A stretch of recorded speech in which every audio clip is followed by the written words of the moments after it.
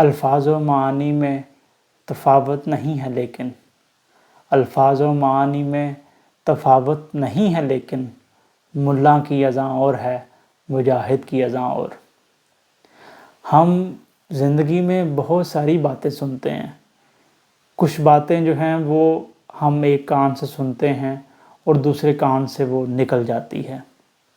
کچھ باتیں اتنی اچھی ہوتی ہیں کہ وہ ہمارے دماغ کو کچھ سوچنے پہ مجبور کرتی ہے، لیکن کچھ باتیں ایسی ہوتی ہیں جو ہمارے دل میں اتر جاتی ہیں، اور برکیف وہ دل میں اترنے والی چیزیں جو ہیں وہ اپنا کوئی نہ کوئی اثر رکھتی ہیں۔ علامہ صاحب نے لکھا تھا، دل سے جو بات نکلتی ہے اثر رکھتی ہے، پر نہیں طاقت پرواز مگر رکھتی ہے۔ تو ایسا کیوں ہوتا ہے کہ کسی ایک انسان کی کہی ہوئی بات جو ہے وہ ہم پہ اثر نہیں کر پاتی؟ وجہ اس کی یہ ہے کہ عام طور پہ انسان جب بات کرتے ہیں تو ان کی بات میں وہ وزن اس وجہ سے نہیں ہوتا کہ وہ جو بات کر رہے ہوتے ہیں وہ ان کے دل سے نہیں نکل رہی ہوتی۔ اس کا مطلب یہ ہے کہ جو وہ بات کر رہے ہوتے ہیں اس کی تصدیق جو ہے ان کا دل بھی نہیں کر رہا ہوتا۔ تو جب ان کا خود اپنا ہی دل اس کی تصدیق نہیں کر رہا، خود وہ اس پہ عمل پیرا نہیں ہے، تو وہ بات کبھی بھی اثر نہیں رکھ سکتی۔ یہ دل اور دماغ کا تضاد جو ہے یہ ہم انسانوں میں اکثر پایا جاتا ہے کہ ہم اکثر جو ہے وہ ایسی بات کہہ دیتے ہیں کہ جس کو ہم خود مان نہیں رہے ہوتے ہیں، اور ہم امید کر رہے ہوتے ہیں کہ دوسرا اس چیز کا اثر لے۔ قرآن پاک میں اس بارے میں بڑی جو ہے وہ سختی سے منع کیا گیا ہے۔ آیت مبارکہ کا مفہوم ہے کہ تم وہ بات کیوں کہا کرتے ہو جو تم کیا نہیں کرتے، اور اللہ اس چیز سے، اس بات سے سخت بیزار ہے کہ تم ایسی بات کہو جو تم کرو نہیں۔ یہ ایک وجہ ہے کہ جس کی وجہ سے کوئی نصیحت جو ہے وہ کسی سننے والے پہ اثر نہیں کرتی، کیونکہ آپ کے جو عمل ہے اور آپ کی جو بات ہے اس میں تضاد ہوتا ہے۔ آپ کا خود دل اس کو تسلیم نہیں کرتا تو وہ کسی اور کے دل پہ اثر کر نہیں سکتا۔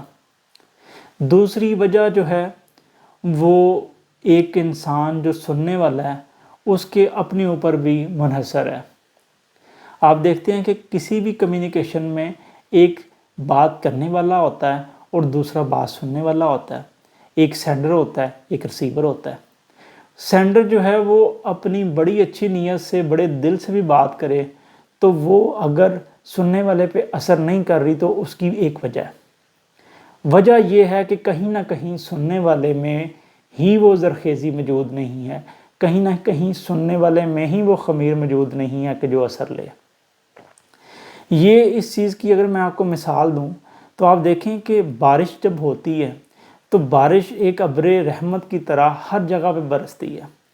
اب کچھ جگہوں پہ وہ بارش جو ہے وہ کسی کھیت میں پڑے گی تو وہ اس کو سرسبز و شاداب کرے گی، کسی مٹی پہ پڑے گی تو وہ اس کو خوشبودار بنا دے گی۔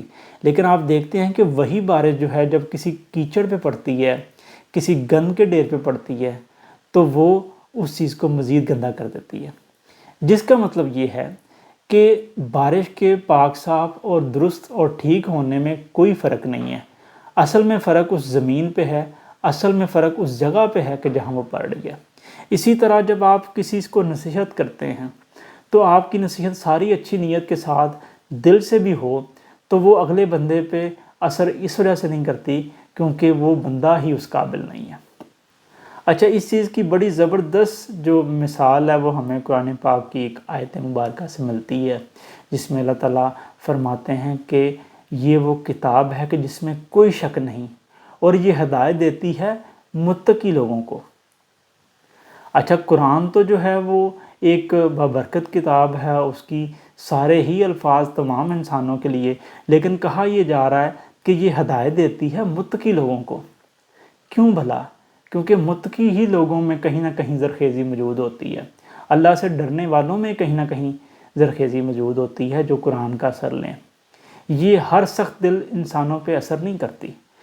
کسی بھی چیز کا آپ کے دل پہ اثر ہونے کے لیے اس کو قبول کرنے کے لیے آپ کا خود ٹھیک ہونا، آپ کا خود جو ہے وہ زرخیز ہونا اور نصیحت قبول کرنا بھی ضروری ہے۔ تو یہ دو وجوہات ہیں جس کی وجہ سے نصیحت اکثر جو ہے وہ لوگوں پہ اثر نہیں کرتی۔ تو اپنی بات کو، اگر آپ ایک سپیکر ہیں، اپنی بات کو مؤثر بنانے کے لیے آپ کو یہ چاہیے کہ جو آپ بات کہتے ہیں اس پہ عمل کریں، کیونکہ تب ہی آپ کے دل سے جو بات نکلے گی وہ دوسروں کے دل تک پہنچے گی۔ اور اگر آپ کو سننے والے ہیں اور آپ کہتے ہیں یار مجھ پہ کسی کی کوئی نصیحت کا اثر ہی نہیں ہوتا، آپ اس بات کو سوچتے ہیں، تو آپ یہ سمجھ لیں کہ کہیں نہ کہیں آپ کے دل میں سختی ہے، کہیں نہ کہیں آپ کی جو زمین ہے وہ زرخیز نہیں ہے۔ اس بات کو علامہ صاحب نے اپنے ایک شعر میں لکھا ہے کہ نہیں نا امید اقبال اپنی کشت ویراں سے، نہیں نا امید اقبال اپنی کشت ویراں سے، ذرا نم ہو تو یہ مٹی بڑی زرخیز ہے ساقی۔